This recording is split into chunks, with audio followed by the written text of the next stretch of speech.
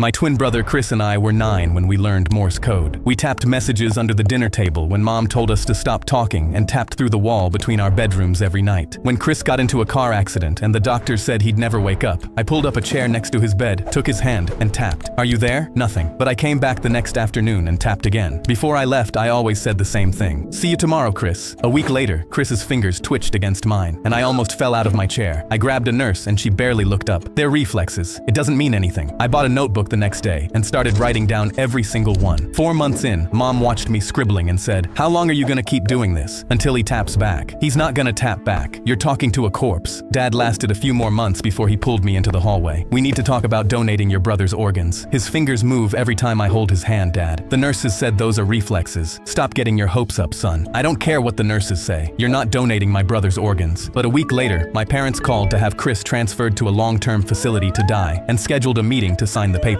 The afternoon before the meeting, I tapped into his palm like always, but this time, something tapped back. Short, short, short. Long, long, long. Short, short, short. SOS. I grabbed his hand. "Chris, if that's you, squeeze once." He squeezed so hard my knuckles cracked. I stormed into the meeting room and told them my brother just responded to me. The caseworker said, "This is very common with families who aren't ready to let go." My parents nodded. I grabbed the transfer papers off the table. "You're not signing anything until you come see for yourself." I walked them to Chris's bed and grabbed his hand. "Ask him anything." The caseworker asked what year it was. Chris squeezed out the answer. "Count to 5. 5 perfect squeezes." His mother's name, tapped out letter by letter. By the 10th question, she said, "He's still alive. We can't move him." Weeks later, I asked Chris what kept him fighting when everyone gave up. Heard Mom call me a corpse. Heard Dad say donate my organs. Heard all of them leave, except you. I asked why. I wanted to see you too. The second my mom pulled up to my school, I saw she was mad. And as soon as I opened the car door, she held up my report card. "Are you kidding me? Not a single A on here." I tried to tell her I was sorry. I tried my best. She threw it at me. "Maybe if you didn't stay up all night tapping that dumb secret code on your brother's wall, you'd actually be able to focus." I felt my heart beating. I pulled out my phone to text my brother. "Mom's really mad. I think she might," but she grabbed it from my hand. Always on this stupid phone too. I could see her face turning red. But when I looked forward, "Mom, watch out." She saw the car too and screamed. It smashed right into us. Glass was everywhere and I hit my head. I didn't know where I was. I tried to open my eyes, but nothing was moving. Then I heard someone, "Listen, kid, he's never gonna wake up." "No, please, he has to." It was my brother. I tried moving my hands, screaming. Nothing worked. But then, someone tapped my hand. I instantly recognized it. "Chris, are you there?" I squeezed my hand as hard as I could, but it didn't move. But he stood up. "See you tomorrow, Chris." I felt a tear roll down my cheek. Someone else came in. "We should just pull the plug. I'm not paying for a vegetable. We'll get more money from donating anyways." It was my mom. She was talking about selling me, but I was still here. Jake came back, tapping about his day. I knew I had to warn him. I squeezed my arm. It felt like concrete. "Please, anything. They'll kill me." Then it twitched. He gasped. He ran out to grab them. "That's just a reflex." "No, it's him. You're talking to a corpse." That night, I heard my mom. "He's gone. We need to pull the plug." I tried to move. Then, my shoulder twitched. My dad screamed. He moved." They were silent. "If he wakes up, we get nothing. We need to get that paperwork signed." They ran out, and I knew I didn't have long. I felt someone tap my hand again. "Chris, please wake up. They're gonna kill you." I squeezed. I needed a miracle. Then, my fingers moved. I said the first thing I thought of. SOS. "Chris, I knew it." He instantly ran out of the room. "Guys, he's awake. He's awake." They rushed in. I squeezed their hands. They saw it all. I heard my mom. "He's still alive. We can't move him." But I knew what she said. That night, I tapped it all out to my brother as he wrote it down. He couldn't believe it. Then, when I finally opened my eyes, they gasped. My mom hugged me. "Honey, you're alive." But I didn't hug her back. The doors opened behind them, and when the cops walked in, my parents looked nervous. "What's going on? Can we help you?" They were pissed. They slammed them both in handcuffs, and when they looked, Jake was holding up everything I said. I could barely move my arm, but used all my strength to raise my hand. Then my middle finger,